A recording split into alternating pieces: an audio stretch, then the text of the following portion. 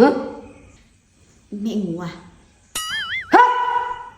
Tao đi vậy? Bố thì xử con bên nhà ngủ không yên bên này.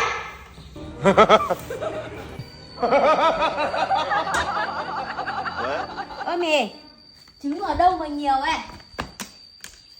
Trứng tao đẻ ra đấy. Ơ thế bố con đâu mẹ? Con sang từ nãy giờ không thấy. Bố mẹ đi giải cứu thế giới. Đi từ sáng giờ vẫn chưa về. Mẹ gọi điện cho bố mẹ xem giải cứu xong chưa?